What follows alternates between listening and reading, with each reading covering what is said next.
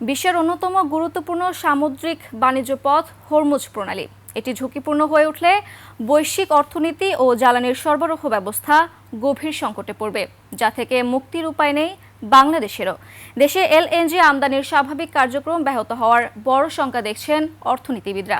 সেই সাথে অন্য রুট ঘুরে আসলে আমদানি করা কাঁচা মাল, সার, খাদ্যপণ্যের দাম বেড়ে যাবে। পোশাক খাতের চালান পৌঁছানো কঠিন হবে বলছেন তারা।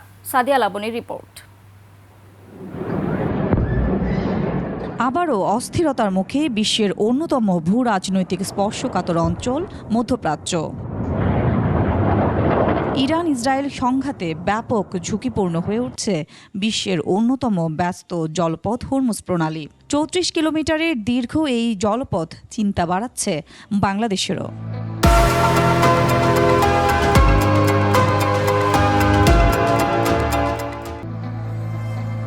গুরুত্বপূর্ণ এই সমুদ্র পথ দিয়ে বিশ্বের ৩০% তেল বহনকারী ওয়েল ট্যাঙ্কারগুলো চলাচল করে। একই সঙ্গে মধ্যপ্রাচ্যের দেশগুলো থেকে বাংলাদেশে জ্বালানি তেলের পাশাপাশি এলএনজি আনার অন্যতম নৌপথ। বাংলাদেশের এলএনজির চাহিদার ৮০% পূরণ করছে কাতার ও ওমান। হরমুজ প্রণালী বন্ধ হলে বাংলাদেশকে জ্বালানি সরবরাহ করতে পারবে না কাতার। কাতার থেকে বাংলাদেশে এলএনজি আনার একমাত্র পথ হরমুজ প্রণালী। ২ স্তরে এই সিনারিও অ্যাক্সেসটা হওয়া দরকার।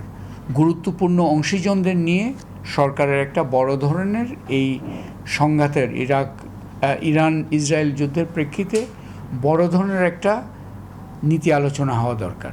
বিভিন্ন অংশীজন, অর্থনীতিবিদ ইত্যাদি সবাই মিলে। আরেকটা হচ্ছে সরকারদের নিজেই তারপরে যে করণীয় সংক্রান্ত একটা করা। এইটা হচ্ছে এই মুহূর্তে আমি মনে করি সবচেয়ে বড় কাজ, কারণ এটা একটা চলমান বিষয়। এখানে এমন না যেটা হয়ে গেছে, এটা কোন দিকে আগাবে আমরা এখনো বলতে পারছি। হরমুজ প্রণালী দিয়ে প্রতিদিন গড়ে প্রায় ২১ মিলিয়ন ব্যারেল তেল বা বৈশ্বিক সরবরাহের প্রায় ২০% পরিবাহিত হয়।